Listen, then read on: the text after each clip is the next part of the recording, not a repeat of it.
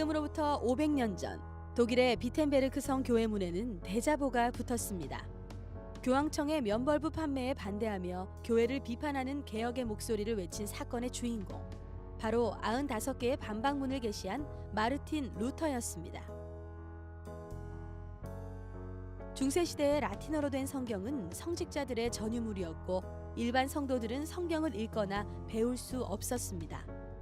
당시 교회는 재정적 부패, 성직자들의 타락으로 추락하고 있었습니다. 마르틴 루터를 중심으로 시작된 종교개혁은 교회뿐만 아니라 유럽의 정치, 사회, 문화 예술에 큰 변화를 가져왔습니다. 이후 과학혁명의 시대, 근대과학의 태동과 종교개혁과는 어떤 연관이 있을까요? 자연을 연구하고 이해하는 작업은 고대로부터 이어졌지만 현대적 의미의 과학은 과학혁명의 시기를 거치며 시작됐습니다. 근대과학을 탄생시킨 과학혁명의 시기는 대략 코페르니쿠스부터 뉴턴의 시기를 말합니다. 코페르니쿠스의 지동설은 갈릴레오를 거쳐 케플러에 이르러 별과 행성을 직접 관측한 자료를 통해 비로소 천동설을 대체하게 됩니다. 이러한 경험적 증거와 합리적 추론은 과학의 도구로 자리 잡았습니다. 현대과학은 세 가지 특징이 있습니다. 첫째, 자연현상을 관찰하거나 실험을 통해 얻은 경험적 증거. 둘째, 경험적 증거를 체계적으로 설명할 수 있는 이론. 셋째, 이론 체계를 바탕으로 어떤 현상을 예측하고 검증하는 예측과 검증 가능성. 이렇듯 과학은 경험과 예측, 검증의 상호작용을 통해 발전합니다. 과학은 오랜 기간에 걸쳐 변화하고 발전해왔기 때문에 종교개혁이 직접적인 영향을 미쳤다고 하기엔 어려울 수도 있지만 적어도 근대과학의 태동에 무시할 수 없는 영향을 주었다고 할 수 있습니다.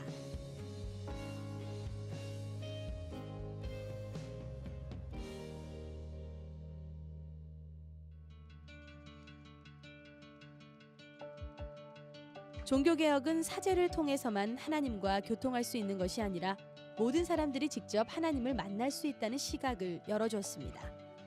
만인 제사장 원리를 통해 누구나 성경을 읽고 하나님을 알 수 있는 것처럼 누구나 자연이라는 일반 계시의 책을 읽고 창조 세계에 관해 배울 수 있다는 인식이 생겼습니다. 교황의 권위에 얽매이지 않고 성경을 읽고 이해할 수 있는 것처럼 전통적인 자연관에 얽매이지 않고 자연을 직접 탐구하여 자유롭고 다양한 과학 활동이 꽃피울 수 있었습니다. 자연이라고 하는 일반 계시의 책을 누구나 읽고 배울 수 있다라는 종교개혁의 전통이 과학 활동을 장려한 결과를 낳았습니다.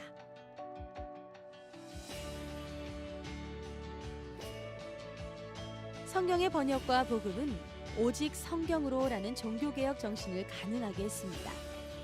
개신교는 성경을 하나님의 말씀으로 중요하게 여기며 모든 신학적 판단의 최종 권위가 성경에 있다고 봤습니다. 성경과 과학의 관계에 대해 종교개혁자들은 어떻게 생각했을까요? 칼빈은 성경을 과학서적처럼 다루는 일을 경계했습니다. 왜냐하면 성경은 일반 성도들이 이해할 수 있도록 쓰여진 책이라고 생각했기 때문입니다. 칼빈은 과학을 신앙에 도움을 주는 요소로 생각했습니다. 그는 천문학, 의학을 포함한 모든 자연과학은 하나님의 섭리와 지혜, 창조의 비밀을 더 깊이 알 수 있게 한다고 말했습니다. 청교도 신학자 제이 월킨스는 성경이 과학 연구의 지침인 것은 맞지만 과학의 내용을 구성하는 구체적인 정보가 될 수는 없다고 밝혔습니다. 종교개혁을 통한 개신교의 전통은 성경이 평범한 사람들을 위해 쓰여진 책이라는 칼빈의 견해에 바탕을 두고 있습니다. 성경 본문을 과학 연구의 방해물로 여기지 않고 성경과 자연 두 책의 저자는 한 분, 하나님이라고 여긴 것이죠. 종교개혁 정신에 따라 만인제사장처럼 다양하게 과학 탐구의 영역들이 이제 확장되고 그 다양성이 이제 증가함으로써 결국은 과학이 이제 급속하게 발전할 수 있는 하나의 어떤 그 토대가 마련됐다, 이렇게 또 볼 수가 있습니다. 또 뿐만 아니라 실제로 그 과학혁명 시대에 유럽의 다양한 나라들에 있었던 그 과학자들이 많은 경우에 신앙을 갖고 있었고 청교도들을 비롯해서 이제 개신교인들도 많이 있었기 때문에 이 사람들이 이제 과학을 했던 이유가 결국은 그 자기 신앙적인 동기에서 하나님이 창조하신 이 자연 세계, 이 우주를 탐구하고 공부하고 알아보겠다라고 하는 동기에서 출발했기 때문에 그런 면에서 봤을 때도 종교개혁 혹은 이제 넓게 봐서는 기독교가 근대 과학의 태동에 일정 부분 이제 기여했다고 우리가 충분히 볼 수 있습니다.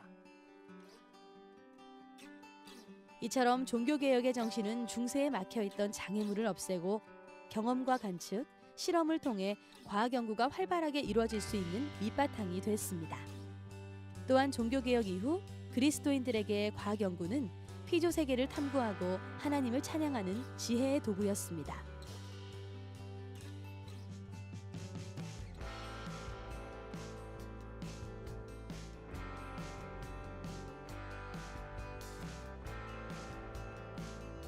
종교개혁 500주년, 성경과 과학의 관계를 바르게 이해하고 하나님의 창조 세계를 풍성히 드러내는 종교개혁의 전통이 계속해서 이어지길 기대합니다.